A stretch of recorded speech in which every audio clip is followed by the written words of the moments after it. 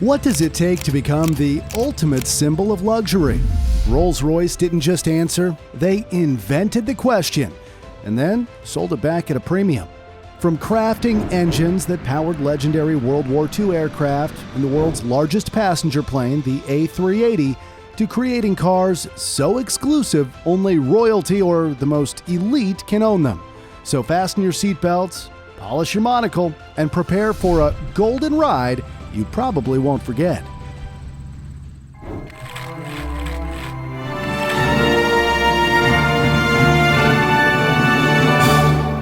This is the evolution of Rolls-Royce Part 2. In 1938, Rolls-Royce set up a factory that would change the course of aviation history. During the Second World War, their Merlin and Griffin engines powered the Spitfire, giving it the edge in speed and agility that was crucial in battles like the Battle of Britain. Those engines also powered the Lancaster bomber, carrying the heaviest payloads, including the Grand Slam, the most powerful conventional bomb of the war. Rolls-Royce's legacy went far beyond luxury, shaping history when the world needed it most. Interestingly, Rolls-Royce continued innovating, becoming a major engine producer for Airbus and Boeing, but more on how they revolutionized aviation later. The first Rolls-Royce after the Second World War, the Silver Wraith, was built alongside the Bentley Mark VI at their new factory. Given the whole war just ended and we're all broke situation, Rolls-Royce thought, let's go small-ish. It featured upgrades like a stronger chassis and a larger 4.9-liter engine, pushing it to 80 miles per hour. The Silver Wraith also became a film icon, appearing in Batman, Batman Returns, and several James Bond films. That is a 1948 Rolls-Royce Silver Wraith. From Russia with Love to Spectre, it's basically the Leonardo DiCaprio of cars. Fun fact, the world's elite couldn't get enough either. Ireland's presidential state car has been a Silver Wraith since 1947. And it's also the official ride for the presidents of Brazil and Zimbabwe since 1952. Even Queen Juliana of the Netherlands had one as her royal limousine. Fancy, right? In 1949, Rolls-Royce unleashed the Silver Dawn, a smaller four-door car. Still going with a less is more approach after the war, it was the first Rolls-Royce with a factory-built body, ditching custom builds to cut costs. By 1953, the E-Series brought a larger trunk and the option for an automatic gearbox, finally sparing aristocratic hands from manual shifting. The Silver Dawn reached 94 miles per hour with 760 units sold at 4,700 pounds. And before you blame Grandpa for missing out, that's over $200,000 today. The Rolls-Royce Phantom IV wasn't just born in 1950, it was crowned. One of the rarest cars ever, and it was reserved for the absolute elite. Queen Elizabeth II, General Franco of Spain, and Iraq's last king, to name a few. Just 3 Phantoms left the factory per year. It's unclear if Rolls-Royce had an official rule, but only royalty and heads of state ever owned one. It's like they said, regular rich folks, hard pass. Under the hood, Rolls-Royce equipped the Phantom IV with its only straight-8 engine, borrowed from their military arsenal, because if you're driving this beast, you need the option to crush a revolution if necessary. Speed wasn't the point here. This engine was all about smooth, slow, ceremonial elegance, ideal for moving like a royal sloth. And naturally, every Phantom IV was custom-made. Heaven forbid 2 kings ended up with the same model. Of the 18 units made, 16 still exist in museums and private collections. Interestingly, it's doubtful if Rolls-Royce even made a profit from the Phantom IV, but its role in boosting the company's prestige is undeniable. The Silver Cloud hit the scene in 1955, bringing a fresh design by John Blatchley, the mastermind behind several Bentleys and Rolls-Royces. With a 4.9-liter engine, it could reach 103 miles per hour and go from 0 to 60 in 13.5 seconds, making it the fastest Rolls-Royce of its time. By 1956, power steering and air conditioning were added because, naturally, luxury meant never breaking a sweat. Priced around $215,000 in today's money, it was a true status symbol. Meanwhile, Mercedes-Benz stopped in and said, "Hold my bratwurst." They launched the W186 Model 300, matching the Silver Cloud's luxury price but proving superior in performance. And if that wasn't enough, Mercedes introduced the 300 SLR Uhlenhaut Coupe in 1955, a car that became an automotive legend. In 2022, one sold for an eye-watering $143 million, making it the most expensive car ever sold. Fun fact, Donald Trump owns a Rolls-Royce Silver Cloud, but here's the twist. Once you become US president, you aren't allowed to drive on public roads. So Trump is probably in the back seat, scrolling through X and stirring up controversy while someone else does the driving. The Silver Cloud II debuted in 1959 with a major upgrade under the hood, the new 6.2-liter V8 engine, allowing it to reach a top speed of 114 miles per hour. Power steering was now standard, and there was even an option for electronic windows, because manually rolling down a window in a Rolls-Royce? Practically a human rights violation. Here's where it gets fun. In 2022, a Silver Cloud II became the cheapest Rolls-Royce ever sold. How cheap? A, $23,300, B, $12,780, or C, $700. Yep, the answer is C, just $700. But don't get too excited. It was more scrapyard survivor than status symbol. The final model, the Silver Cloud III, launched in 1963 and lost a solid 220 pounds. Guess you could call it the Silver Cloud Slim Edition. It got a slight engine upgrade with better fuel efficiency, just in time for rising fuel prices. In 1985, WWE, then known as the World Wrestling Federation, gave away a black Silver Cloud III, with one lucky fan driving home in luxury. Among the Silver Cloud series, Rolls-Royce made 2,238 of the Silver Cloud I, 2,417 of the Silver Cloud II, and only 2,044 of the Silver Cloud III.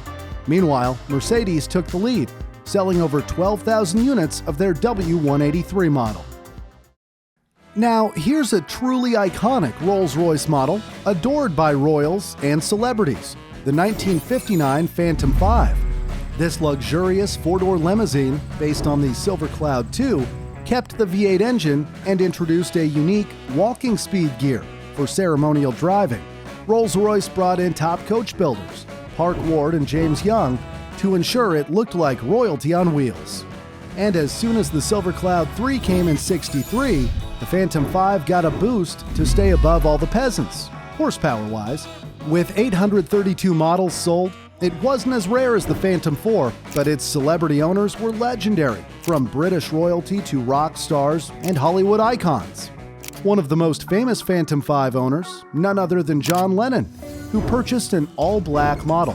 Surprisingly, Lennon didn't even have a license yet. In 1965, the Beatles famously rode this car to Buckingham Palace to receive their MBE honors from Queen Elizabeth II. Lennon later handed Rolls-Royce a massive 7-page list of custom requests, including a back seat that could turn into a bed, turning his Phantom into a hotel suite on wheels. Then, he splashed it with a bright yellow, inspired by Romany gypsy art, not psychedelics as some assumed. Some loved the design, others hated it, like an English woman who shouted, "You swine! How dare you do that to a Rolls-Royce?" before smacking it with her umbrella. Rolls-Royce's design director, Giles Taylor, even called it graffiti on Buckingham Palace. Despite the controversy, Lennon's Phantom V sold for $2.3 million in 1985 and now sits in a Canadian museum. He was such a fan of the Phantom V that he bought a second one in 1968, this time in white to match the Beatles' White Album. Other famous fans of the Phantom? Elton John and Elvis Presley. Elton went with a pink version because, well, it's Elton. Elvis, on the other hand, installed a phone and microphone, probably to practice his next hit between red lights. Even British royals couldn't resist. Queen Elizabeth II owned one, which now belongs to King Charles III. Fun fact, Elvis originally chose a midnight blue for his Phantom, but in a twist straight out of farm comedy, his mom's chickens started pecking at the paint, so the King of Rock had it repainted in light silver. Elvis 0, chickens 1. In 1965, Rolls-Royce nearly released the Silver Mist, but in German, mist means crap. Imagine the silver crap cruising the Autobahn. Real classy. They wisely renamed it Silver Shadow. Falling behind on innovation, Rolls-Royce aimed to modernize the company with the Silver Shadow, featuring a unified body and chassis paired with Citroën's high-pressure suspension for a new era of smoothness and luxury. The Silver Shadow came in multiple styles, including a special limousine model named the Silver Wraith II that nearly got the Phantom VII title. One famous owner was Bhagwan Sri Corniche, the Rolls-Royce guru, who would cruise past his followers in one of his 93 Rolls-Royces. What a humble guy. But apparently, that wasn't enough. His followers wanted him to have 365. After all, what's enlightenment without a new Rolls-Royce every day? In 1977, Rolls-Royce rolled out the Silver Shadow II with a smoother suspension and new bumpers to satisfy U.S. safety standards. Priced around $200,000 in today's money, the Silver Shadow was a huge success, blending timeless luxury with modern updates. It remains the most produced Rolls-Royce ever, with over 30,000 units made. Fun fact, the iconic Rolls-Royce badge was originally red, but in 1933, they swapped it for black. Many believed it was to honor Henry Royce, who passed away in the same year. The truth? They just thought black matched better. Then, for the 75th anniversary, they revived the red badge on 75 Silver Shadows. Enter the Phantom VI, making its grand debut in 1968 and holding the title as the last Rolls-Royce with a separate chassis. It looked so much like the Phantom V that you'd think it was playing Spot the Difference. But its engine was a powerhouse, especially when it was upgraded to a 6.8-liter V8, hitting a top speed of 140 miles per hour. Quite the speed for a luxury limousine. Production stretched over 22 years, with only 374 of these ultra-luxury rides made. As for the price, that depended on your fancy taste, but one sold for £498,000 in 1990. That's $1.8 million today. So basically, the price of a luxury villa or, an entire neighborhood of average cars. Fun fact, Queen Elizabeth II owned 2 Rolls-Royce Phantom VIs, serving as her official state cars until 2002. When these Phantoms were in royal service, the iconic Rolls-Royce hood ornament was swapped for a statue of St. George, England's patron saint, slaying a dragon. Guess dragons aren't just fairy tales after all. The Rolls-Royce Corniche might have officially launched in 1971, but its roots trace back to a 1939 prototype that sadly didn't survive World War II bombings. The car's designer, George Paulin, was a legend in his own right. He even worked as a spy during World War II and sacrificed his life for the resistance. With a name like Corniche, meaning coastal road in French, this two-door beauty made waves among celebrities. David Bowie, Paul McCartney, and Frank Sinatra owned one, and James May from Top Gear hopped on the trend. Of course, Clarkson couldn't resist calling it just a Ford Zephyr with a chrome nose. Does your car have a hydraulically operated sunshine roof? No. Hydraulic windows? No. Hydraulic seats? No. Hydraulic doors? No. Hydraulic boot lid? No. Well, there you are. Right, that's that then, is it? No, you just got a Ford Zephyr with a chrome nose, that's all.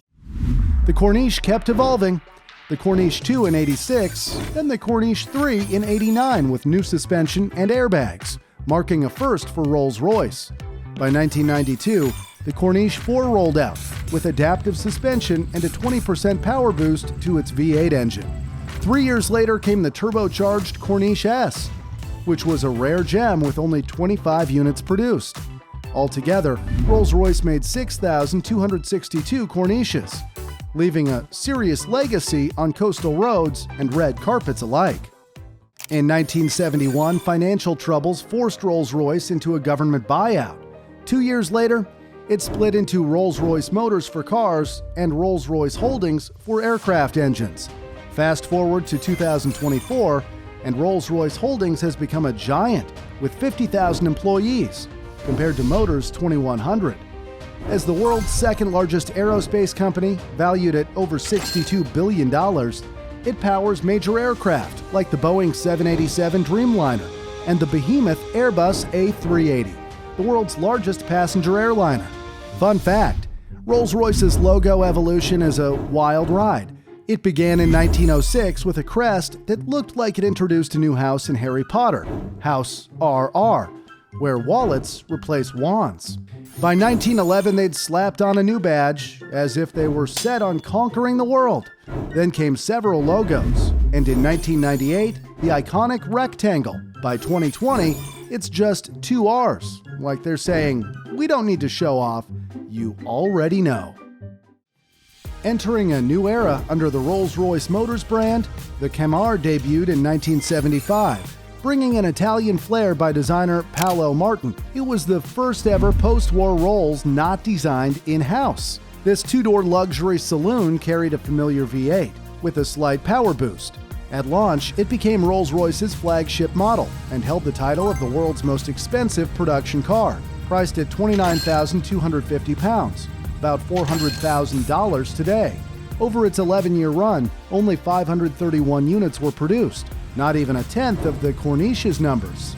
Fun fact, the Rolls-Royce Camargue was a design rebel, debuting the brand's first ever slanted grille. No more perfect verticals.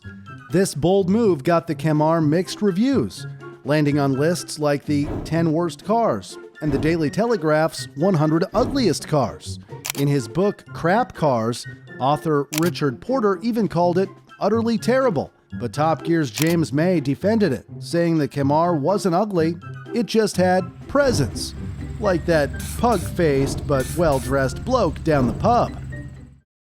Rolls-Royce was cruising downhill in sales, nearly destined to be left in the history books. Then BMW rides in like a knight in shiny German armor, grabs the wheel, and shifts this luxury beast into high gear. In the grand finale, we see how Rolls-Royce reached new levels, where high-tech meets ultimate luxury.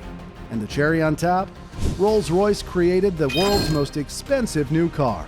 Warning, it's so pricey your wallet might get PTSD.